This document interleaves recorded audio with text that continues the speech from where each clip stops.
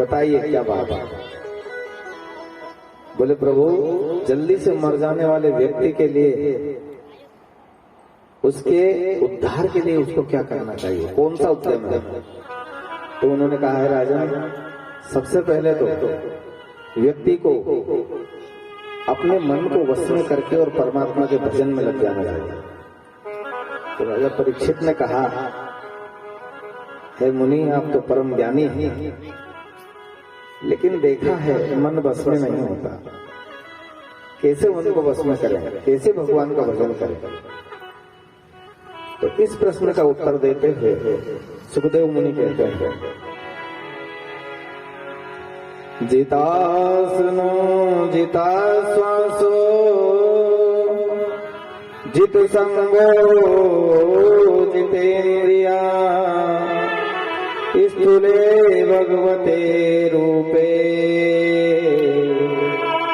मनः संहार ये धिया, मनः संहार ये धिया। हे राजा, यह चार चीजें हमें अध्यात्म के मार्ग पर कायर बनाती हैं। कौन कौन सी चीज? एक तो आदमी एक जगह बैठ नहीं पाता है, जितासन टिक नहीं पाता है। गायत्री परिवार के कार्यकर्ताओं में तो बहुत कैपेसिटी है, क्योंकि गायत्री परिवार राम कथा भी सुने, श्रीमद् भागवत कथा भी सुनता है, प्रज्ञा पुराण भी सुनता है, और आए दिन हमारे कार्यक्रम चलते ही रहते हैं। आप तो 12 महीने में एक बार बैठते हो, हम तो रोज बैठते हैं। तो बैठने की आदत हमारी है। गायत्री परिवार के सभी कार्यकर्ताओं की बैठने की आदत बहुत बढ़िया है। तो आदमी एक जगह आदमी टिक नहीं पाता है, ये सबसे बुरी आदत है व्यक्ति की। यदि वो टिक जाए तो प्रकृति उसका सहयोग करने लग जाती है। जो ऋषि है ना, ये टिक गए, ये स्थिर हो गए। दुनिया में जो व्यक्ति स्थिर हो जाता है, उसके अंदर आध्यात्मिक तरंगें आने लगती है, आध्यात्मिक ज्ञान आने लगता है, अच्छे अच्छे विचार आने लगते हैं। ये एक वही चीज है जिस तरह से टेलीविजन का एंटीना होता है, टेलीविजन की छतरी होती है, और उस छतरी को हिलती डुलती रहे तो प्रोग्राम ठीक ठीक टेलीविजन में नहीं आता है। इसी प्रकार से व्यक्ति यदि कहते हैं 40 मिनट भी बगैर हिले डुले, 40 मिनट, मात्र 40 मिनट बगैर हिले डुले एक जगह बैठा रहे, तो उसके अंदर प्रकृति जो है वो अपने अनुदान और वरदान बरसाने लगती है उसके। आसन का इतना बड़ा महत्व है। आसन वैज्ञानिक है, हिलो मत, 40 मिनट तक बिल्कुल हिलना नहीं और बैठे रहे, और अपने श्वास को साधिए। क्या कहा? जितासनो। सबसे पहले आसन को जीतो राजन, आसन को जीतो। जितासनो जिता श्वासो, फिर अपने श्वास को जीतो। श्वास जोर जोर से श्वास नहीं लेना चाहिए, धीरे धीरे गंभीरता से श्वास को लेना चाहिए, धीरे धीरे। जब आदमी श्वास को धीरे धीरे लेता है तो उसके अंदर शांति अपने आप उतरती है। इसका बहुत बड़ा विज्ञान है सांस का। श्वास है हमारी, जितने भी तरह के शारीरिक उस तरह के उद्यम, जिन उद्यमों से हमारे शरीर को अधिक परिश्रम करना पड़ता है, उस दशा में हमारी श्वास तेज हो जाती है। हो जाती है कि नहीं हो जाती है? लेकिन आपने एक चीज देखा, हो जाती है, लेकिन एक चीज और उल्टी बता रहा हूं मैं आपको। आपने करा कुछ नहीं है, सिर्फ आप बैठे हो। आप बैठे हो पंडाल में, और कोई व्यक्ति आया और किसी व्यक्ति ने आकर कहा, कैसे बैठे हो? चलो उठो यहाँ से, तुम्हारी जगह यहाँ पर नहीं है, अपने घर जाओ, पंडाल में तुम्हारी जगह नहीं है। कोई तुमसे आकर ऐसा बोल दे। अब उसने सिर्फ बोला है, उसने आपको मारा नहीं, आप दौड़ नहीं लगाई है, आपने कोई काम नहीं करा है, लेकिन फिर भी आपकी सांसें तेज होने लगती है कि नहीं लगती है? कोई यदि आपसे कुछ कह दे और कह दे तो आपके अंदर विचार आए उसके प्रति घृणा के, उसके प्रति नफरत के, उसके प्रति गुस्से के, जैसे ही आपके अंदर विचार आए कि आपके सांस पे सीधा वो जो गुस्सा है वो आपके शरीर में सबसे पहला परिवर्तन करेगा कि आपकी सांस को तेज कर देगा। ये वैज्ञानिक लोग कहते हैं कि क्रोध का सीधा असर आपकी सांस पे होता है, देखना कभी। तो फिर क्या करना चाहिए? बोले राजन, श्वास को गंभीरता से लीजिए, श्वास को धीरे धीरे लीजिए। जब भी आपको क्रोध आए तो आप सिर्फ एक चीज ध्यान देना कि मेरी सांसें तेज हो गई। बगैर सांस के तेज हुए आपको क्रोध आ ही नहीं सकता। और दूसरी बात, क्रोध को यदि आपको वश में करना है तो कुछ नहीं है, ध्यान दीजिए और श्वास को गहरा लेना शुरू कर दीजिए। 5 मिनट नहीं, 5 सेकंड में एक सांस ली और क्रोध खत्म होना शुरू हो जाएगा। ये विज्ञान है। क्रोध समाप्त होना शुरू हो जाता है, ये विज्ञान है। और अनेक इंद्रिय सुखों की ऐसी अवस्थाएं हैं जिन अवस्थाओं में सिर्फ बात करने से और आपके विचारों को उद्दीप्त करने से आपकी श्वास तेज हो जाती है, बहुत गहरा हो जाएगा विषय। परंतु कहा है कि जितासनो जिता श्वासो, आसन को जीती है और श्वास को जीती है, ये 2 चीज। फिर तीसरी चीज बताई, जितासनो जिता श्वासो जिता संगो, जिता संगा, संग को जीती है। संग का मतलब होता है हम लोग के अंदर एक मानसिकता बनी हुई है कि हम अकेले नहीं रहते, हमें कोई ना कोई चाहिए। अब आजकल लोग समाज के संसर्ग में नहीं रहते, अपने परिवार के संपर्क में नहीं रहते, तो एक चीज उनने पाल ली, दूसरा एक परिवार बसा लिया है अपना। उस परिवार, वो परिवार बहुत बड़ा परिवार है, उस परिवार के संग में रहता है आदमी। तो संग जिता संगो, संग को जीतिए। संग मतलब संगत को जीतिए। एकांत में रहना सीखिए, अकेले रहना सीखिए, मौन रहना सीखिए। वो चीज क्या है, वो परिवार क्या है? हम हमारे परिवार के बीच में नहीं रहते, हम तो एकांत में रहते हैं। आजकल हमने उठना बैठना लोगों के पास बंद कर दिया है, अपने कमरे में रहते हैं। लेकिन हमने हमारा जो संघ है उस संघ परिवार को बढ़ा दिया है। हमारी जो संगत का जो परिवार है, जिनके साथ हम रहते हैं, वो परिवार हमारा बढ़ गया है। वो परिवार क्या है हमारा? उस परिवार का नाम है मीडिया परिवार, सोशल मीडिया परिवार, इंटरनेट परिवार। आदमी मोबाइल चलाता रहता है, मोबाइल पे जाने क्या क्या करता रहता है, तो ये संग है। अब क्या हुआ, पहले व्यास जी के समय में मोबाइल नहीं था तो उन्होंने कहा कि संगत जीतो।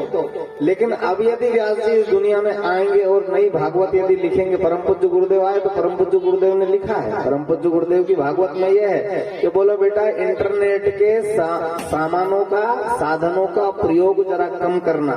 ये भी संग है, ये भी एक तरह की संगत है। ये भी व्यक्ति को बिगाड़ती है, ये भी व्यक्ति के अंदर बुराइयां भर देती हैं, ये भी व्यक्ति के चिंतन को खराब कर देती हैं, ये भी व्यक्ति के मानसिकता को धूर्त और पाखंडी बना देती है।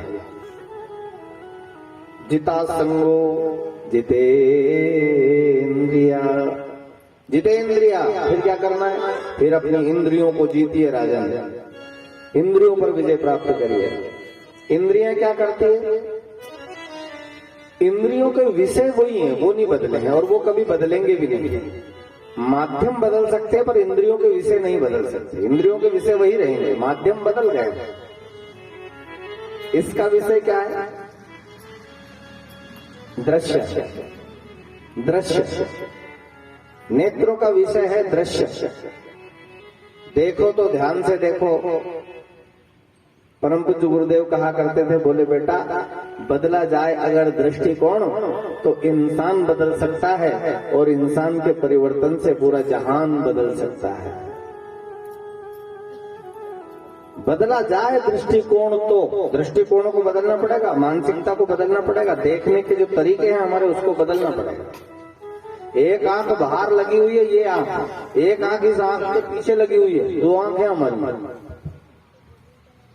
दो तरह की आंख है। दो आंख तो ये दिख ही रही है लेकिन दो तरह की आंख है। और यूं भी समझ लो कि दो आंख है इसलिए कि जो दिखाई दे रहा है ना वैसा नहीं होता है, कुछ और भी होता है, तो दूसरी आंख का भी प्रयोग करो। या फिर साहित्य में ये भी कहते हैं कि आपकी तीसरी आंख। इन आंखों को तो अपन एक ही आंख कहेंगे, वो एक आंख और है जो इसके पीछे है, दूसरी आंख। इन आंख को एक ही आंख कहेंगे दोनों को, एक इधर देखती है एक इधर देखती है, बात कोई फर्क नहीं पड़ता, दोनों का विषय एक ही है। लेकिन एक आंख और है जो पीछे की तरफ है, वो देखती, जो ये आंखें देखती है उस आंख पर वो उस दृश्य पर वो विचार करती है, वो उसको कहते हैं दृष्टिकोण। उस आंखों को दृष्टिकोण कहते हैं, दृष्टि और दृष्टिकोण। तो आपका नजरिया जो है वो नजरिया किसी दुश्मन के प्रति भी कैसा है, पराये धन के प्रति आपका नजरिया कैसा है, पराई जमीन जायदाद के प्रति आपका नजरिया कैसा है, दूसरे के बेटे बेटियों, दूसरे के बहू बेटियों के प्रति आपका नजरिया कैसा है, इसको दृष्टिकोण कहते हैं। वो दृष्टि की पवित्रता, वो दृश्य की पावनता, वो नेत्रों की पवित्रता, वो नेत्रों के शुद्धतम स्वरूप की बात हो रही है यहाँ पर, इंद्रियों के विषय। तो जितासनो जितासंगो जिताश्वासो जितासंगो जितेंद्रिया, जीतो इंद्रियों को, जबान को जीतो। खाने पीने में आदमी जाने क्या क्या खाता पीता रहता है। आपके गांव में शराब तो नहीं पीते होंगे ना लोग, कोई भी नहीं पीता हुआ है क्योंकि सब लोग कमाने में लगे हुए हैं तो पीते नहीं होंगे। कितना महान गांव है, तो अच्छा है नहीं पीते हैं तो बहुत बढ़िया बात है। लेकिन जो लोग पीते हैं उनकी बात है ये तो कि जवान के लिए जीवन को, मैंने कहा था ना कि हजारों खुशियां कम है एक गम भुलाने के लिए, अरे एक ही घूंट काफी है जिंदगी भर रुलाने के लिए। जीवन भर रोता है आदमी, एक बूंद काफी है जिंदगी भर रुलाने के लिए। मेरा एक मित्र है, स्टूडेंट लाइफ में उसने ध्यान नहीं दिया, पार्टियों में, नए साल की पार्टियों में, जन्मदिन की पार्टियों में, विवाह दिवस की पार्टियों में, अपने दोस्त मित्रों के साथ में वह कुछ पीने लग गया, महंगी महंगी शराब। आध्यात्मिक तो जीवन था, लेकिन जब आदमी माहौल में जाता है, जिता संगो, संग को जीतो, संग को इसलिए जीतना पड़ता है। उसका जीवन पूरी तरह से आध्यात्मिक था, पिताजी आध्यात्मिक थे, दादाजी भी आध्यात्मिक थे। लेकिन जब वह संसर्ग में गया, बुरी संगत में जब गया तो वो पीने लग गया। और जैसे ही पीने लगा वो, तो पढ़ाई पूरी हुई, और पढ़ाई पूरी होने के बाद शराब तो पी उसने, बड़े घर का बेटा था, वापस घर पे आ गया। फिर आध्यात्मिक क्षेत्र में जब आया, मेरे साथ रहता है कभी कभी कार्यक्रमों में, अब तो ठीक है घर आने के बाद, लेकिन मैंने उसको फूट फूट के रोते हुए देखा कई बार फूट फूट के रोते हुए देखा है। और वो ये मेरी बात को वो कहता है कि आप जो कहते हैं ना मंच से कि एक घूंट काफी है जिंदगी भर रुलाने के लिए, उस एक घूंट की बदौलत है कि आज मैं घर पे पड़ा हूं, नहीं तो मैं भी डॉक्टर होता, मैं भी डॉक्टर होता। सिलेक्शन हो गया था लेकिन लौट कर घर आ गया, निर्णय नहीं ले पाया। क्यों? क्योंकि बुद्धि खराब हो जाती है आदमी की। तो जिंदगी भर आदमी रोता रहता है, ध्यान नहीं देता, और एक घूंट पीने के बाद में तो फिर क्या है कि वो घूंट घूंट को पीता है, आप नहीं पीते, वो घूंट दूसरे घूंट को पीता है। मैंने तो एक ही घूंट पिए, फिर दूसरी घूंट किसने पी? बोले वो जो घूंट पिया था उसने पी। वो मांगता है, वो घूंट मांगता है कि दूसरा घूंट ला। तो प्याली तो एक ही पीते हैं, लेकिन दूसरी प्याली वो प्याली पी जाती है। प्याली पे प्याली, प्याली पे प्याली, प्याली पे प्याली। एक बूंद आदमी की जीवन को खराब कर देता है। भारत भर में जितने एक्सीडेंट हो रहे हैं, उन एक्सीडेंट में आप देखना, या तो ट्रक वाला दारू पी के गाड़ी चला रहा था तो एक्सीडेंट कर दिया, या फिर मोटरसाइकिल वाला शराब पी रखी थी, उसने जाके घुसेड़ दिया उस ट्रक में। ये सब बहुत सारे केस मिल जाएंगे आपको। जीवन बर्बाद हो गया, पत्नी का जीवन खराब कर दिया, बच्चों का जीवन खराब कर दिया, माता पिता को, सिंगल एक ही बेटा था। अरे माता पिता के बारे में तो सोचो, अपनी पत्नी के बारे में तो सोचो, अपने बच्चों के बारे में तो सोचो, पर नहीं सोचते लोग। तो ये जो इंद्रिय संयम की यहाँ पर बात हो रही है, इंद्रिय संयम,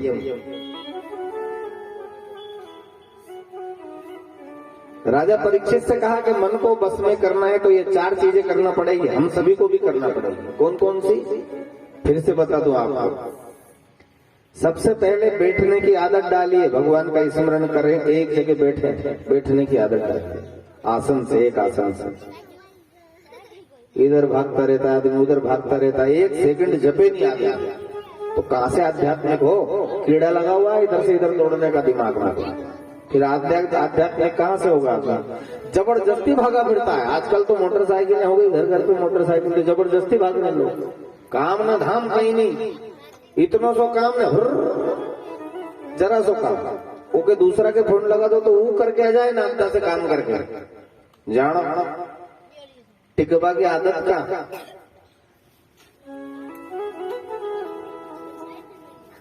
तो संग को जीतना पड़ेगा, आसन को जीतना पड़ेगा, एक जगह टिकना पड़ेगा, एक जगह स्थिर होना पड़ेगा। आसन को जीतो और फिर उसके बाद में श्वास को जीतो, धीरे धीरे श्वास को लेना शुरू करिए। मन को यदि बस में करना, क्यों? क्योंकि मन के विचार आपके श्वास जो है, श्वास को जब आप गंभीरता से लोगे ना तो मन अपने आप शांत होने लगेगा। जैसे जैसे आप अपने आप मन शांत हो जाएगा। जैसे भी आपका, जब भी आपका कभी ऐसा मन करे कि मेरा मन अशांत हो रहा है, फालतू की बातें दिमाग में आए, टेंशन आ जाए ना, तो कुछ नहीं करना, एक तरफ जाके और कमर सीधी करके बैठ जाओ और गंभीरता से सांस को लेना शुरू कर दो। सांस पे ध्यान रखो, बस 5 बार, 10 बार, 15 बार कर लिया, आपका टेंशन खत्म। सबसे अच्छा उपाय बता रहा हूँ, ट्रीटमेंट है ये, ऋषियों का बताया हुआ है, बगैर इलाज का। लेकिन ये मानसिक बीमारियों के ऊपर काम करता है, शारीरिक बीमारियों के ऊपर भी काम करता है, लेकिन उसके लिए 5 मिनट नहीं, फिर आधा घंटा चाहिए। उसको प्राणायाम कहते हैं।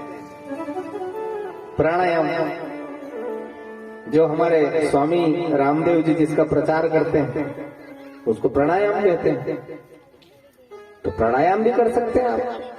2 चीज हो गई, कौन सी? एक तो स्थिर होना सीखिए, जबरदस्ती इधर उधर फालतू की कामों में इधर उधर भागते मत रहिए। आदमी चप्पल जूते भी ऐसे फेंकता है, घर में जाता है ना, चप्पल, एक चप्पल वहां, एक चप्पल वहां, धड़ाम से अंदर गया, कपड़े बदल के फिर पहन के, और ये घर वाले पूछ रहे, अरे भैया जा कहाँ रहे हो? अरे बोले मुझे अर्जेंट काम है। सारी जिंदगी तो अर्जेंट में निकल गई तुम्हारी, फिर भी तुम्हारा अर्जेंट आज तक पूरा नहीं हुआ। रोजाना कम से कम 10 काम अर्जेंट होते हैं आदमी को, 10।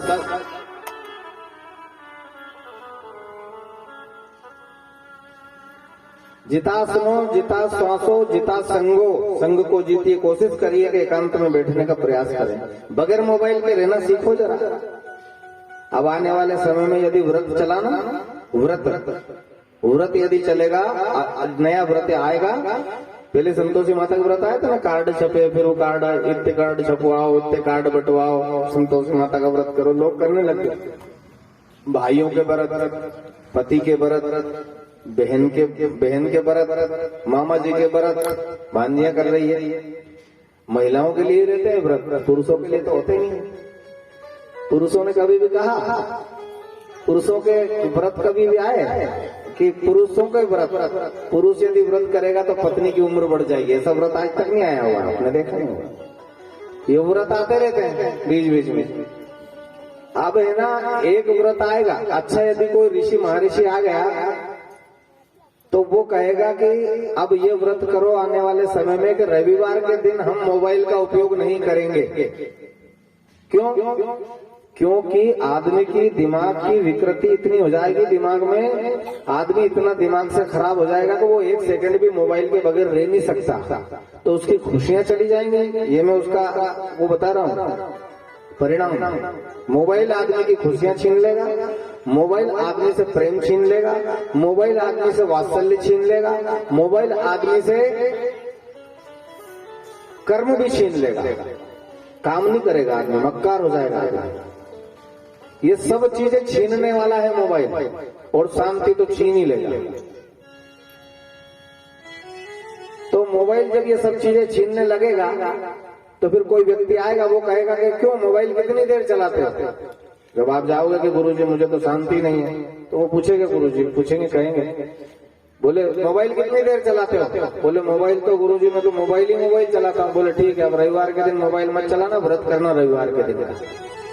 ये व्रत चालू होने वाले हैं कुछ दिन बाद, 15-20 साल बाद ये होगा। क्यों? क्योंकि आदमी पागल हो जाएगा। तो हे राजन, इन सब चीजों को साध कर और क्या कहा, स्थूले भगवते रूपे मना संघार ये दिया। मन को साध कर हे राजन इस स्थूल रूपे परमात्मा के स्थूल स्वरूप का ध्यान करिए, भगवान के स्थूल स्वरूप का। अब दो तरह का ध्यान यहाँ पर बताया है राजा परीक्षित को सुखदेव मुनि ने। एक ध्यान होता है भगवान को मूर्ति बनाई, मूर्ति को बिठाया सामने और उस मूर्ति को पहले देखिए और फिर आंखें बंद करके यहाँ देखिए और यहाँ देखिए उस मूर्ति को। ये स्थूल ध्यान है। एक सूक्ष्म ध्यान है, सब में परमात्मा समाया हुआ है, पूरी